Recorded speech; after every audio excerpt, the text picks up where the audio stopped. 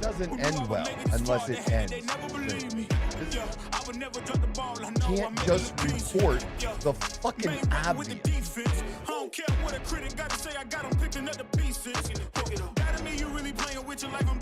Just a motherfucking jump. Just go. And here we go. This is the Outlaw Apostle Podcast. I'm your host, Troy Neff. And next to me, the dude, the guy at the controls is Leo. Morning, Troy. Leo, New Year's Eve day, brother. New Year's Eve, man. Last day of the year, man. Last day of the year. It's hard to believe you and I have been at this now a year and a half, dude. A year and a half. Yeah. Yeah, it's actually, it's been a fucking while. I mean, we've done a lot, but it doesn't seem like it's been but at the same a year time, and a half. Yeah. You know, kind of. I agree with what you're saying, yeah. Wow. Well, I don't know, man. I'm looking at the video there, and I'm telling you, I'm feeling. I definitely am feeling it. But I'm actually looking a little thick. I'm up to 215. 215, really? Yep. Oh shit. Yeah. That's really nice. Hell yeah. Yeah, I got to get rid of a little bit of fluff here, you know, putting that on, but because man, that's my dream, man. My dream is to be about 210 at 10-12% body fat. That's my dream. So I'm gonna go after my dream here for a minute, see what I can do. Yeah, I'm excited to see it. But I do like walking around a little bigger. I tried to put on one of my extra large Under Armour sweatshirts, and they just like, some of them fit bigger, some of them smaller, and there's about 4 or 5 of them I have, like they're all the same like logo and stuff on it, and nice sweatshirts, good shape, but man, I could barely squeeze that thing on, and it was so tight in the arms and pulling across the back. I'm like, I gotta sell these. Give them to Dawn.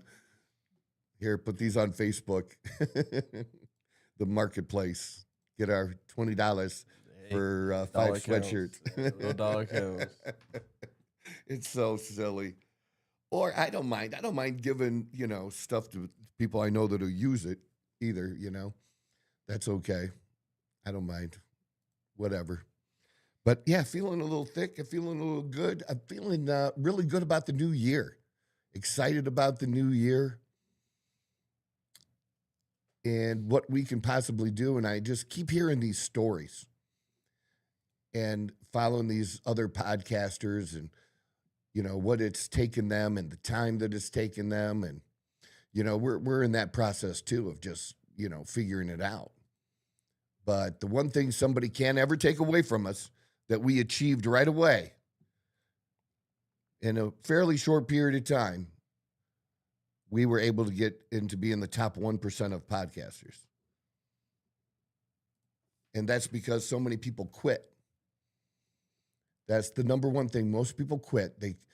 You got about 90% that quit at 1 or 2 podcasts. Then you have 9% that do 2 to like about 20. But only 1% do more than 20 podcasts. And so that does put you in the 1%. Maybe it doesn't mean a lot to some people, but you know what it meant to us was that was the first goal that we set, and we achieved it, and then just kept working and just changing things and figuring it out. And you know, if you look at our past videos and look at the background and the things that we have, and you know, we tried as best we could, you know, with the best equipment that we could afford, and you know, we have some pretty good shit. We have some pretty good shit here. And now it's just up to the talent. So that's me. I got to get my shit together and keep working on things. And I have been. And it's just it's, you know, different than the radio that I did before.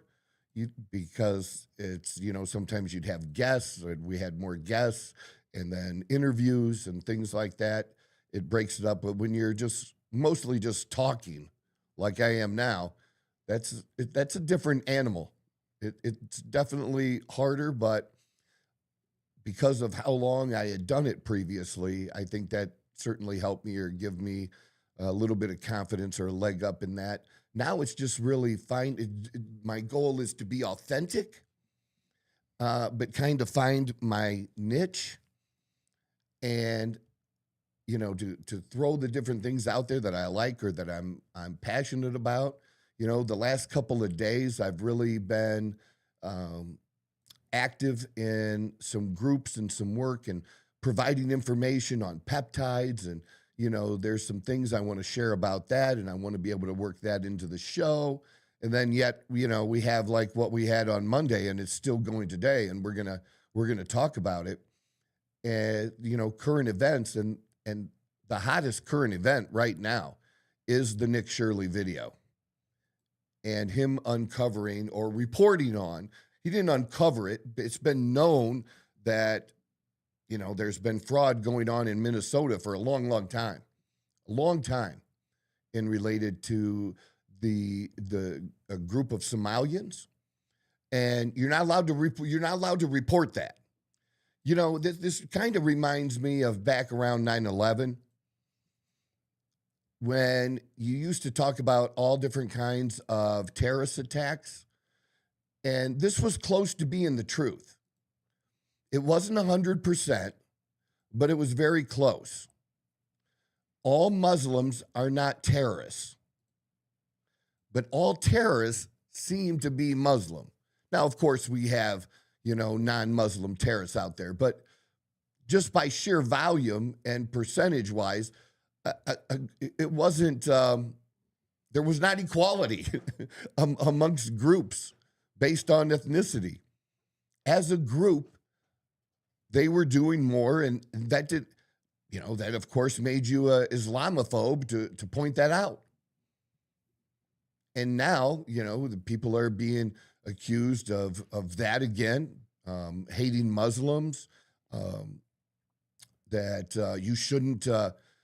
Well, basically, it's almost like I would say profiling. Do you know?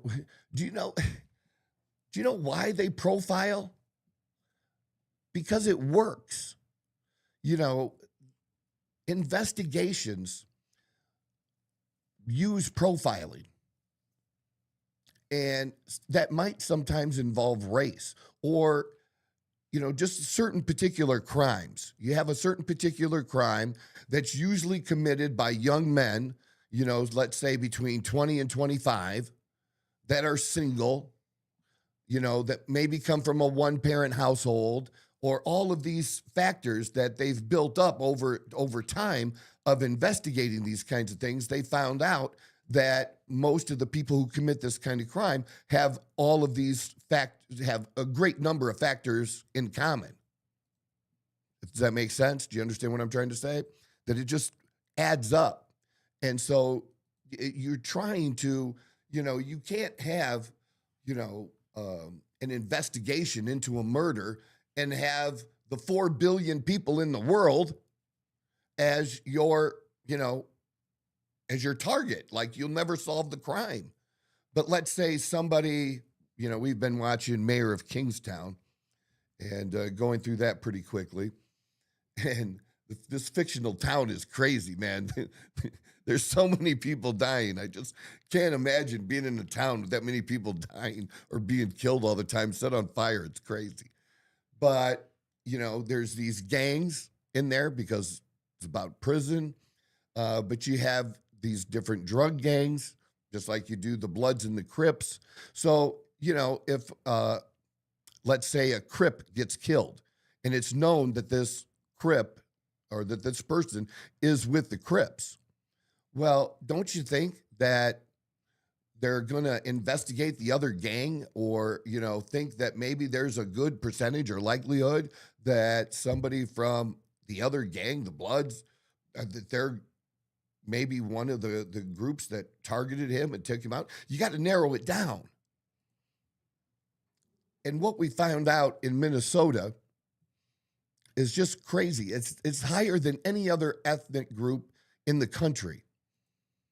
That these people come here, they get on welfare, they don't assimilate, and 10 years later, about 90% of them that came here and got on welfare, about 90% of them 10 years later are still on welfare.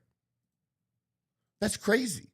Welfare was not meant to be, lifetime income. It's to help you out when you're, when you're struggling, when you're in that hard place. And, pointing things like that out doesn't make you anti-Somalian, or if you want to say that it does, I really don't care. I really don't. You can't use these labels against us anymore, and they're going to continue to try. They always do. And it hasn't worked, and it's not going to work this time. It's not going to work calling us Nazis. It's not going to work calling us, white nationalists. There's, throw your labels out there. We're immune to those labels now. We really, really don't care. And for some reason, this ethnic group, not every Somalian is cheating the U.S. government, but a whole lot are, more than any other ethnic group is. And why do we have to keep them in this country? There's no reason that we have to keep them in this country. None at all. To just come in this country and suck off of the taxpayers and then cheating. This isn't just, people struggling and need a little bit of help. These people are committing fraud on an enormous scale, and not just in Minnesota. It's popping up now in Maine. There's a group of Somalians there. And it's not just daycares. It's health facilities. It's, I think, almost like cabs or like drivers or things like, groups that maybe take people to the doctor and shit like that, that transportation services. That's what we'll call it, transportation service companies.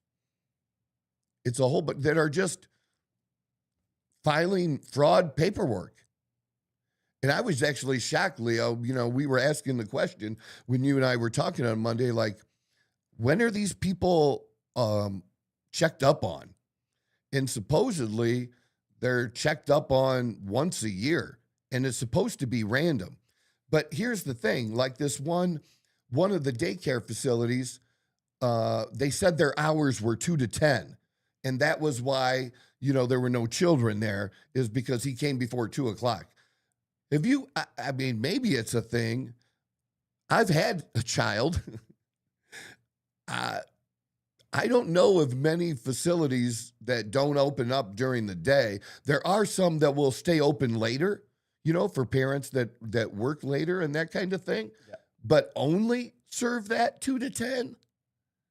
Yeah, I'm not too familiar with. Yeah, but it seems odd. Daycare stuff, but yeah, I would assume that'd be odd. Yeah. And the other thing that's odd, I've never in my life been into any daycare center where the windows were blacked out. Yeah, no, that's definitely very weird. Yeah. Right. That just doesn't happen. You're not letting any sunshine in. Now, they'll have blinds on the windows and stuff. Blinds and boarding up the windows are two different things, yeah. Right? Two different things. It's a huge, huge difference. And look at how the people reacted when he came and he knocked on the door. Well, yeah, of course you can't just walk in to a facility, but you can get, let's say you go to the door, there's going to be a buzzer, and you don't have a kid that works there. You're going to have somebody, come across the intercom, and they're going to be like, "Can I help you?" And I say, "My name is Troy Neff, and I'm here. I have my daughter Samantha that we're looking for a daycare. Is there somebody that I can talk to?" And they say, "Yes, just give us a second. We'll buzz you in."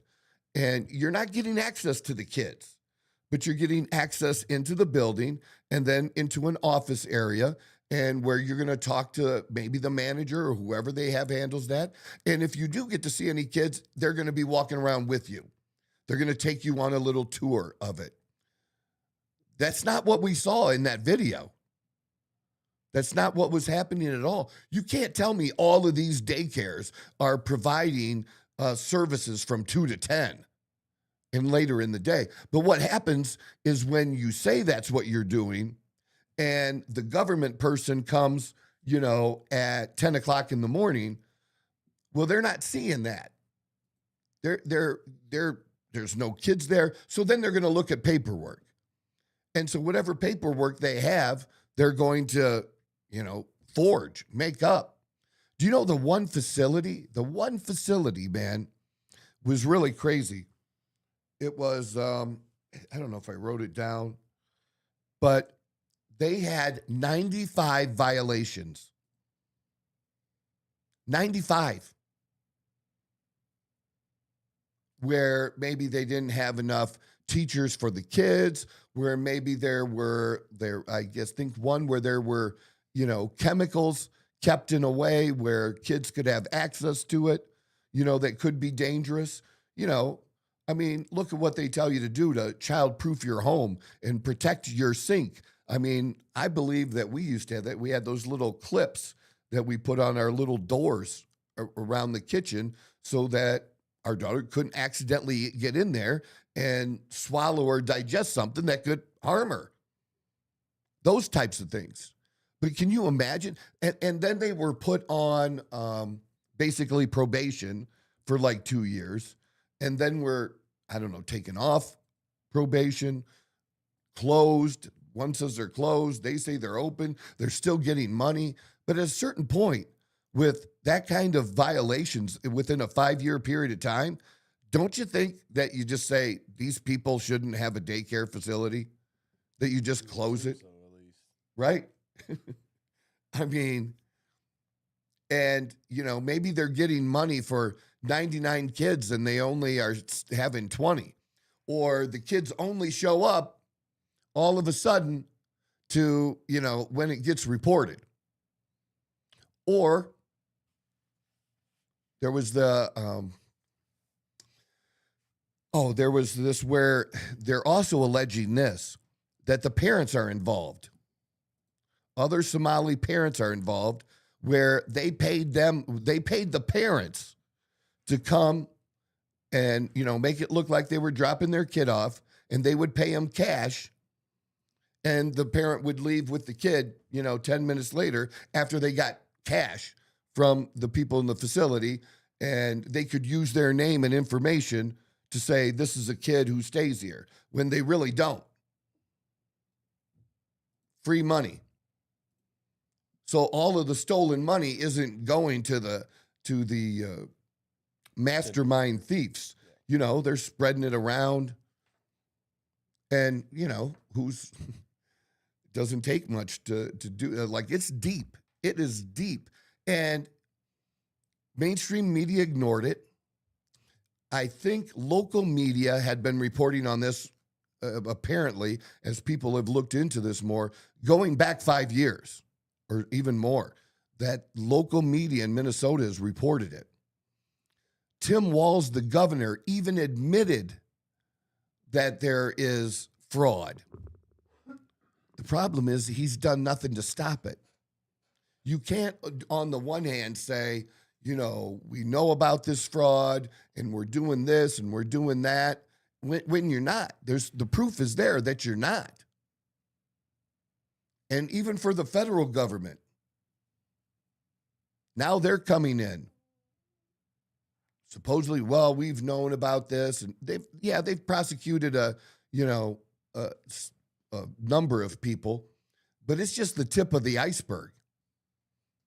There's way more, and I'm really, really tired of hearing about wanting to tax billionaires when before we tax anybody more, how about we go back to Doge? How about we come to an agreement? I don't think they will, but we come to an agreement, Republicans and Democrats, on a way to really, you don't have to bring Musk back, maybe, but he can be an advisor on bringing it back in a way that the two sides can agree, and this stuff can be, the fraud and all across government can be gone after. But here's the problem and why they don't do that and why they fought so hard. Because this money that they're getting also gets filtered into the community to donate to the political parties. Because you are capped. I don't know what it is in Minnesota, if it's different than federal government, but depending on the campaign, you're allowed to donate $1,000 to $3,000, I believe, to a candidate during the primary. And then if you win the primary, I can donate another $1,000 to $3,000. It's not a huge amount. Where the huge amount of money goes is to the PACs. And then the PAC spends the money. There's no limits. So what is it? What do you got? What does it say? Federal election cycle. Individual can donate up to $3,500 per election in a federal candidate. Okay.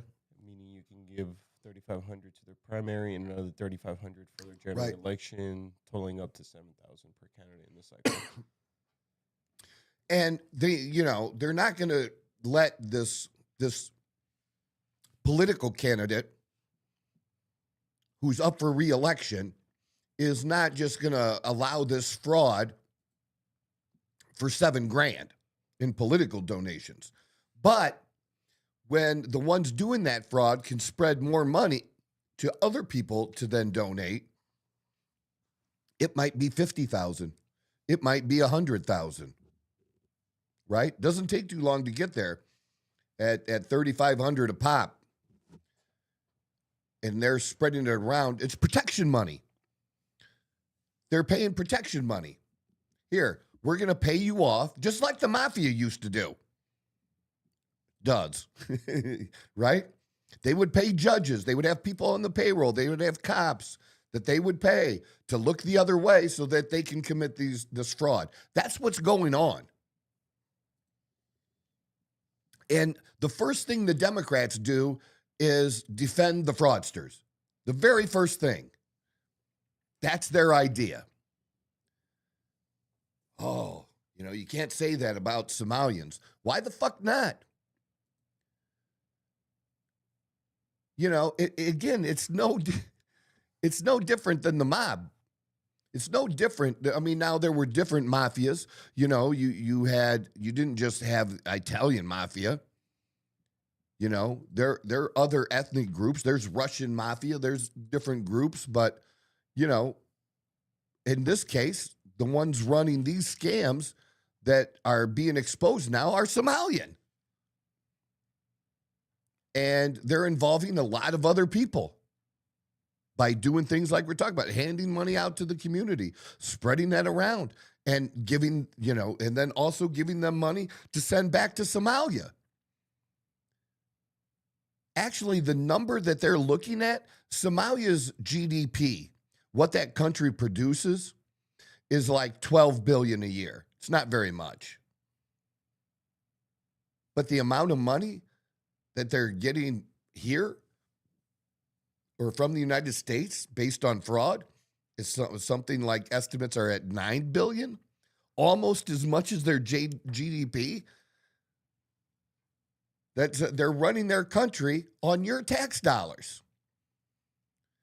Instead of this money going to the family or the single mom that has 2 kids and she's 24 years old, instead of the money going to her because she needs help right now, is just being stolen. And we're talking about a lot of money here, folks. And maybe, just maybe we don't have to raise taxes on anybody. Maybe there's enough here that if we go after these things, you can get the health care you want. But see, here's the problem. What the government was doing was giving the money directly to the daycares instead of giving it to the parent who qualifies, and the parent would have to show that this money is being spent on daycare. I entered my kid. Yes, I qualified. This is where my kid is going. This is where they're registered. But instead, they distributed the money right directly to the daycare. And then that just makes it easier for the fraud. And that's what they do. They set this up, and then they can claim we spent $316 million to help, struggling families and with childcare. And the families are like, where's mine? I'm not getting any help. I'm still struggling. Where are people getting this $316 million that you talk about, Governor? Because somehow it's not helping my family. And the truth is, it wasn't helping any family. Again, I'm not a big one for giveaways. Y'all know that about me. But damn, if we're going to give money away, I want to give it to real Americans. Well, Troy, these Somalians, some of them are nationalized. They've become Americans. I don't give a fuck. They weren't born here. They've contributed nothing since they've been here. And they're stealing millions of dollars from real fucking Americans. And if you can't get upset about that, then we're not going to get along. We're not going to make it. We're not on the same team. I'm for helping these Americans first. And then you have these, these healthcare operations. You don't think there are vets that need, assistance or need help in going to doctor's appointments, being driven because of injuries they suffered in the war in Iraq or Afghanistan. And instead of helping them, they're just these transportation services are collecting money and have people driving around with nobody else in the vehicle, just driving around so they can be seen. Because the general person, you see that vehicle, you're going to be like, there's nobody in it. You're really not going to be that suspicious because maybe they just dropped somebody off or maybe they're going to pick somebody up. But the truth is, nobody ever gets the fuck in. Why aren't we helping them? Why aren't we helping veterans? We have the money, but we've looked the other way for so long that, our losses aren't into like what I was talking about on Monday with when you have a retail operation and you're being in goods are being stolen. And so you have that 1% to 3% loss that you expect and you can just swallow. Well, same for the federal government. You can't stop all fraud, but that doesn't mean you shouldn't try to stop as much as you can. So, and we're talking about more than 1% to 3%. That's what I mean. It's gotten to be huge business. And so what's the incentive for these government officials? That's the NGOs and all the things that they were talking about that were set up. So what happens is Leo and I set up an NGO to feed people in some shithole country. And because the government can't do it all themselves, they have to work with outside group. We're an outside group. We're going to supply these meals to this particular area. And you start sending us checks. And we just don't deliver the food. It gets lost. They can't check everything. There's no way for them. In their system, they don't have a system where checks and balances can be made. Because if I'm supplying food to people, I had to buy the food from somewhere, either already made or buy it and then my company's putting it and packaging it to provide the meals, right? Something. I should be able to show receipts for where I purchased the food to provide the people in this program. There's got to be a way for checks and balances, and that's what Musk was doing or talking about, is providing basic checks and balances. And that too many times, in the line next to it, what this money was going for was just left fucking blank. The most basic checks and balances weren't even being followed. It was an incredible, incredible opportunity. And I really believe that the amount, when we're talking that we're a $4-5 trillion now is what our government runs on a year. I'm telling you, I believe probably $500 billion to $1 trillion is complete waste. It's that big. It's that big. We don't need to be raising taxes on people who provide jobs. We don't need to be, we need to do things a little differently. We can actually afford these programs. We need to do it differently. The Obamacare is not working, but we should have money to set up a different program where these expenses don't go up like this every year, where these hospitals, these insurers, these doctors, where they're all held accountable, and making that more affordable, but making it more affordable for the American people. There's the money there to do that. But we're allowing it to be stolen. Or we're just flat out giving it away. Look at the money, Ukraine. We've given a shit ton of money to Ukraine and they want us to give it more. How much of that money has been siphoned off and gone to different people? I had a thing, we never played it, that I had sent you, Leo, and I'm sure we can't find it now. But it was Donald Trump Jr. talking about when he was in Europe and that he was seeing people from Ukrainians driving around in, $500,000, $1 million luxury automobiles and stuff that had just left. There was a lot of money floating around. That was a story.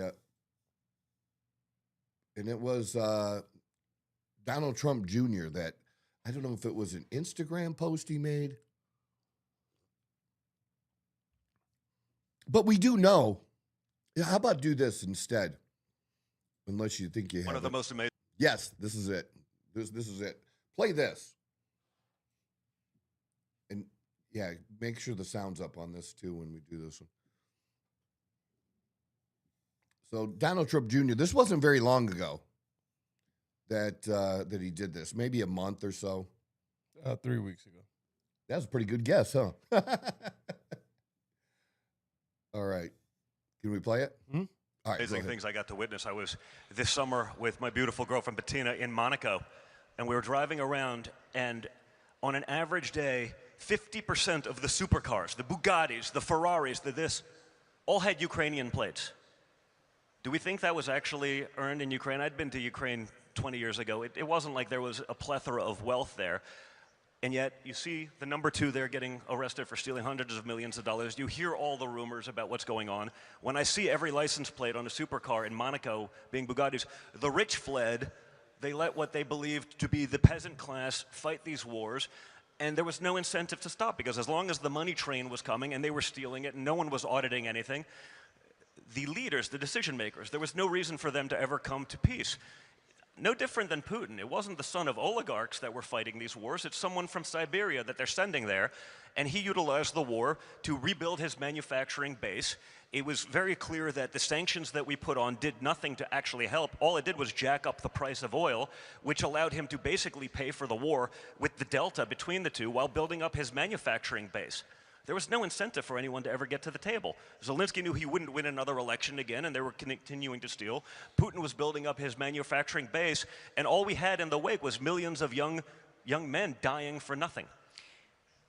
I mean, obviously, Ukraine has a massive corruption issue, and as you say, they're being It was a far more corrupt country than Russia, as delegated by the United States government prior to this war. But then, because of the war, and because he's one of the great marketers of all time, Zelensky became a borderline deity, especially to the left, where he could do no wrong. He was beyond reproach.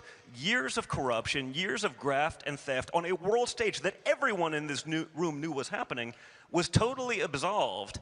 And it's ridiculous. We're not dealing in reality. One of the most amazing. That. Your tax dollars going to fight a war that's not ours and basically being fought so that people can steal the money. And if the war ends, we stop sending the money. We stop giving them the money. And they send a little bit back to us and buy our weapons. And what they don't send back to us, they steal.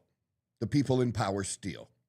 We do not have an obligation to a motherfucking country that is just stealing our money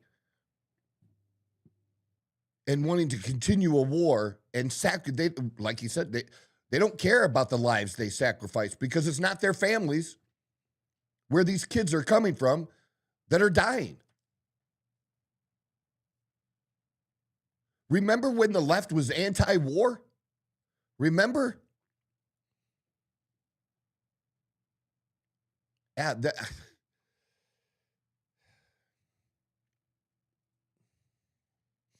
so there's this one. Political reporter torched after saying Minnesota daycares may invoke stand your ground laws on journalists. Social media users mocked the legal affairs reporters for failing to realize Minnesota is not a stand your ground state. And even if it was a stand your ground state, you have to feel like your life is in danger. You know, this kid isn't carrying a gun. He's not pointing. He's not threatening anyone. He's knocking on a door, ringing a doorbell. He's asking questions. And you think that for that, it would be okay to shoot him? Josh Gerstein faced blowback on social media after he suggested that at some point, the amateur effort to knock on doors of home daycare centers in Minnesota would intersect with the state's robust stand your ground laws. You mean a state where they make it as hard as you can to even have a gun? How can you be? This is like, this guy is a mainstream media reporter, journalist. Politico has been well known and been around for a long time. In the 42-minute video posted to X and YouTube, Shirley documented visits to several daycare centers in the blue state, many of which appeared largely inactive. Yeah, just keep going down. I'll read it. X users were quick to criticize the reporter, accusing him of suggesting home daycare operators could invoke stand your ground laws to deter journalists from investigating allegations of fraud. One commentator slammed Gerstein for inciting people to shoot journalists investigating fraud while keeping the threat veiled enough to avoid legal consequences. Well, go up just one. I'm going to see what that says. GPT, write a post inciting people to shoot journalists investigating fraud, but make the threat veiled enough so I don't get in legal trouble. Yeah, that. It's legal to shoot journalists is certainly an interesting take from Politico. That's how crazy this is. This is supposed to scare us. Just like their words are supposed to scare us, that we're white nationalists, that we're racist. They immediately go to that. They don't want to talk about the fraud at all. Just about how you're targeting this one group. Well, they're targeting this one group because that's the group that's mostly doing the fraud in this particular case. Now, there might be a white dude or several white dudes or white women who are running the same scam on Minnesota. maybe. And, you know, maybe looking into this with the Somalians will lead to finding those people too. Because I don't really give a fuck what color they are. I don't really give a fuck what nationality they are. You go after who's doing it. And again, the group that's doing it the most happens to be Somalian. So they're obviously not dumb people. They have figured out a way to not work at all, take money and enrich themselves, and also send money back to their country and take care of them too. They are not here to assimilate. They're not here to be Americans. They are here to be part of the pipeline that takes your tax dollars and funds their lifestyle and their families back in Somalia. Because what the fuck does Somalia make? Why don't you look that up for me? What's the what industry is Somalia known for? What do they make? What do they do? What do they have minerals, resources? I have no idea. I can't hear you in here. Go ahead. It is dominant in livestock like goats, sheep, camels, other cattle, which drives the economy alongside significant. Yeah, it looks like a majority is going to be farming, just livestock. So ask it this question: Do they? And then a little bit of fishing and a little bit of oil and gas exploration. Okay, but they are just getting into that. They're just getting into. So what? Yeah, I had it just. They're I wanted to do. Are they exporting any of the livestock? Are they exporting? Steaks. Or is it just for themselves? I mean, that's their business?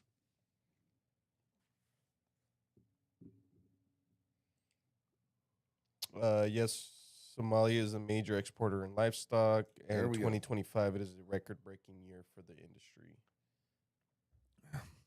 Over 90% of Somalia's livestock exports go to the Gulf countries, with demanding peak during the religious Hajj season.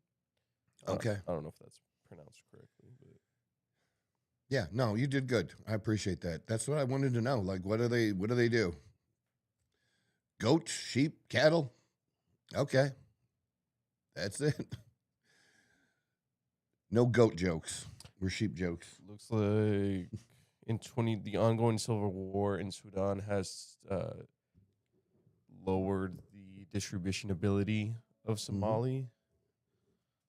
That's interesting. Yeah. Yeah, but it looks that's like it. That's not a lot. Yeah, it looks like livestock. That's not a lot. That's not a lot by any means. What about so that was the political thing we had. There was what about the Christy Noam, the DHS? Can you pull that one up? Sorry, just quick random fact. No, go ahead, they please. can amount 6.7 million in livestock in 2024. Is that dollars or a number of animals? Dollars. Oh no, sorry, 1.2. Or I guess I should click into it, but Christy Noam, DHS. Yeah. 1.2 billion annually. Okay, that's in the dollar dollars. amount. In dollars, correct. And like I said, they only produce 12 billion total, so that's almost 1/10 of their economy is cattle. That's interesting. Yeah. So yeah, roll the Christy Noam thing up there for me too, so I can read that or try to. Holy There's shit! Tiny text on That there is for you. tiny. I can handle it. Let me see. All right. Homeland Security investigations are on the ground in Minneapolis right now, conducting a massive investigation on childcare and other rampant fraud, according to Noam, who posted this on X. Noam's post comes after citizen journalist Nick Shirley shared that he and his team had uncovered massive fraud taking place in Minnesota. In a video shared by Shirley, he was seen visiting several daycare centers that had repeatedly received millions of dollars in federal aid, despite there being no signs of children, or despite the fact that they were like not doing well, that they had been penalized or found to be at fault in not taking care of their kids 95 times in one particular situation. And also, that's the whole big thing, keeps being put out because it is kind of funny that the one place that's supposed to be teaching learning or supposed to helping kids learn, instead of it being a learning center, it was a leering center, misspelled. And apparently it's been misspelled for years. They just now fixed it. After this was reported, they just fixed it. I can't hear you. Yeah, I keep calm. But in that video we were watching, Yeah. there's the guy he like talked to on the street Uh-huh. said that that sign had been up there for like over 7 years or something like that. Yeah. Yeah, no, that was Yeah, you don't ever fix it. That was a mistake by the company. Yeah. It's fixed now. As a citizen reporter approached the facility, an unidentified woman yelled, "Don't open up," incorrectly claiming that Shirley and the man with him were investigating, were ICE agents. And they weren't, it's just a Karen. Can you imagine that? Just, middle-aged white women right now, liberal white women, are nuts, man. If you're a Democrat dude and you're in the dating pool, man, you are fucked. Because you're not going to date a good-looking conservative woman because she's probably MAGA. And then on the other side, you have these crazy unhinged Karens. Who wants that in their fucking life? Not me. 2 DHS officials reportedly told CBS News that the agents from DHS were expected to inspect over 30 sites on Monday. The 2 officials,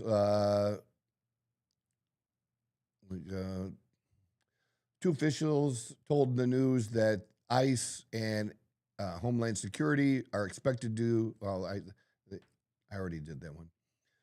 Nome and DHS posted videos of them inspecting it. So that's the other thing. They keep saying, Governor Walz claimed that he's worked to crack down on the fraud. Well, where's your proof that you've done that, dude? See, the thing is, he knew about the fraud and he turned the other cheek because they wanted the money. They wanted the optics. They wanted to be able to say, look, we did this. We have this program. We're allocating $316 million to helping working class families, when in fact he knew that money was being stolen, that the government was being defrauded. And, so he's got to take responsibility for that. And it doesn't really matter whether he takes responsibility or not. He has to be held accountable for that. And people are not going to be happy, like me, until we start seeing people arrested. I had somebody yesterday that I was talking to say, I said, look, we haven't seen anybody arrested over COVID. We haven't seen anybody arrested over the fucked up elections. We haven't seen anybody arrested for the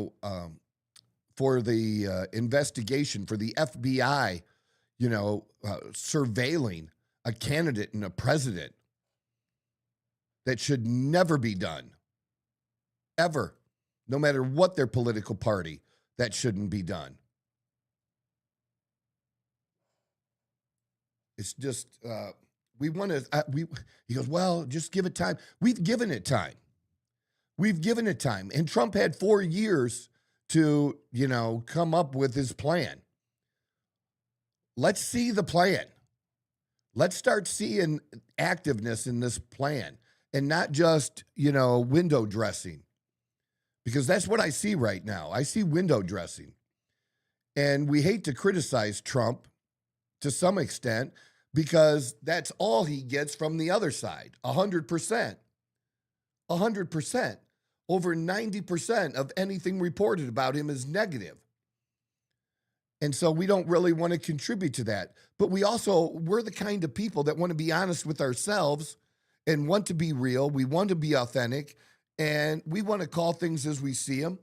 And we'll stand by them when we're in agreement, and we'll criticize when we're not. Democrats don't do that. Doesn't matter what their side does. We just don't do that. And I'm not going to do it. I'm not going to, I don't care if other MAGA or other Republicans are upset with me or, Troy, how can you say that? How can you do that? Because it's the right thing to do. It's the right thing to say. The right thing to say is, I want more results. I'm not happy with these results. I'm not happy that Epstein files have been dripped out. You know, we elected for him for certain things, and we want that to happen. Yeah, great job on immigration. We stopped the flow at the border. That's not enough. That's not enough. We want people held accountable. Somebody in Minnesota, for example, if Tim Walz was, really doing his job, and, it's not like he's going to go investigate these. He has agencies and has people in those agencies that it's their job to do that. And if they're not doing that, you know what should happen? He should fire them and appoint someone else. I don't think there's one instance of him doing that. None. And there's another little angle to this that I want to get to as well today that we need to talk about, because I find it hard to believe. I really do. That Kamala Harris is dumb enough to try to run for president again. But I think she's going to. Because if she's not going to, why would she launch a PAC? And so she's launched a PAC now, Fight for the People. And see, the thing is, you can only give a candidate a certain amount of money, but you can give a PAC unlimited amounts of money. So one thing that just astounds me is, who the fuck is going to give her money? After everything that was reported about her campaign and the amount of money that she went through in that 100 and some days was just astonishing, and what she spent it on and how she handled it. She is not fiscally responsible at all. And that was proven. And people were mad after that were donors, upset at how she handled the money. So they're going to give her more? I find that hard to believe. But she's going to try to get it from them. And if you don't give it to her, you're a misogynist and you're a racist. There'll be more of those allegations. Fight for the people. She sent a text, sent under the subject line, "My decision," outlines her motivations and goals for the new initiative, appealing for grassroots donations ahead of its first fundraising deadline. I have tried not to send any fundraising texts since the last election, but I wanted to take a few minutes to tell you about how I have decided to approach this moment in time and why I hope you're still with me in this fight. In the message, Harris cautioned against viewing current events as merely disorganized or erratic. Some people are describing what's happening in the recent months as an absolute chaos, and of course, I understand why, but please let us not be duped into thinking everything is chaos. What we are witnessing is a swift implementation of an agenda that has been decades in the making. The VP emphasized her intent to remain politically active through her PAC, stating, "I'm going to travel, speak, and help elect Democrats everywhere, and I cannot do this alone." And, she wants the donations, but obviously what she really wants the donations for ultimately is her. That's what she wants. So now I want you to think of this. What's the most important thing that a presidential candidate does first? The most important decision that they have to make. So you win the nomination, right? You're getting ready for your convention, and that's the time when you're going to pick a vice president or running mate, right? That is literally the first and biggest decision that a presidential candidate has to make. And the person they select, they have to select somebody that they believe will support them in their values and in their agenda. And they have to pick somebody that they believe is qualified to be able to run the company if something happens to them, right? She picked Tim Walz. Her first decision was dog shit. One of the worst decisions that she could have ever made. And there were much better people to choose from. She could have chosen Shapiro in Pennsylvania. Why didn't she choose him? Because he's Jewish? I don't know. But certainly more qualified than Tim Walz, especially knowing everything we know now. Can you imagine if that dude was ever in charge of the country? But she thought that he would be good enough that he could handle it. How can you ever vote for somebody that would pick a Tim Walz? That's just insanity. But yet here we are. She did. She has to take responsibility for that. She wanted somebody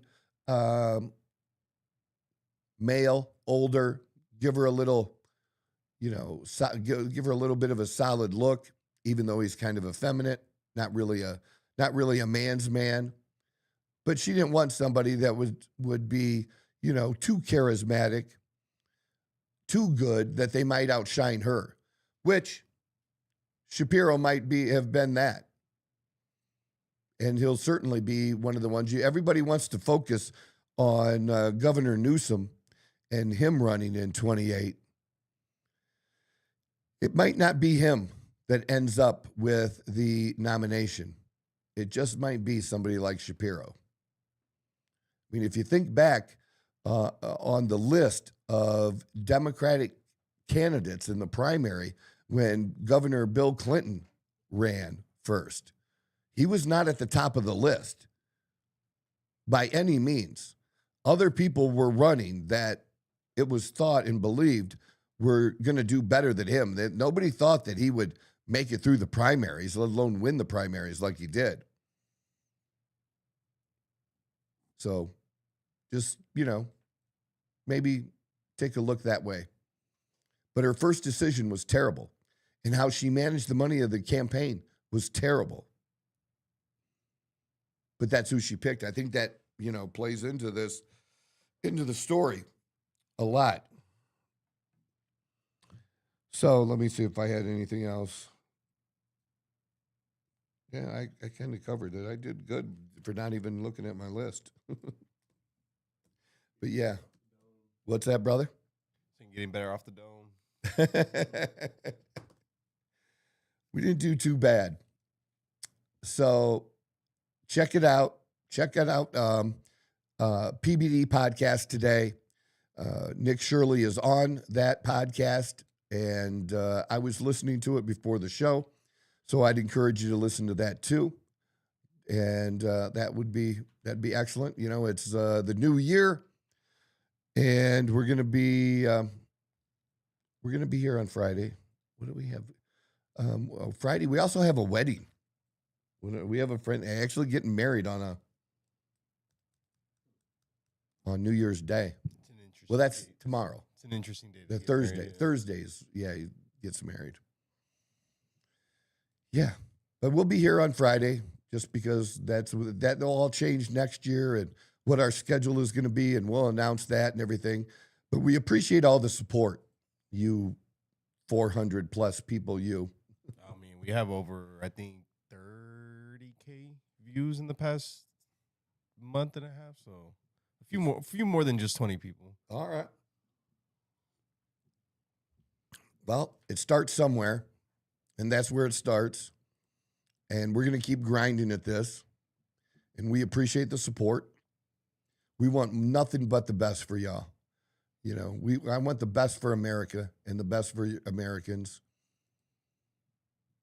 After all this, I still think this is the country with the greatest opportunity. And we need to fight for that.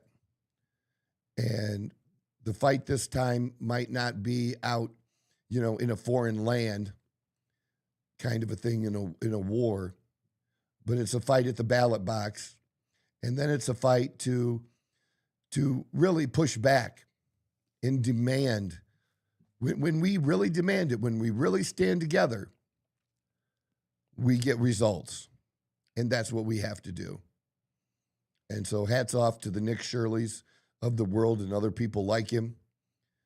Hopefully, you know, that spawns more people too. But most importantly, I'm so grateful for the year. So grateful for my sidekick, Leo, here. And me as well, man. Thank very, you, very brother. grateful for you. And we love doing it. I can't repeat it enough. So God bless. Happy New Year. This is the Outlaw Apostle Podcast. I'm your host, Troy Neff. I'm the fucking guy. Whoa. Who knew I would make it this far? They hated, they never believed me. Yeah, I would never drop the ball. I know I make it look easy. Yeah, Mayweather with the defense. I don't care what a critic got to say. I got them picking up the pieces. That to me, you really playing with your life. I'm about to come and run it all back. I'm the new era, about to snap back. You ain't fitting.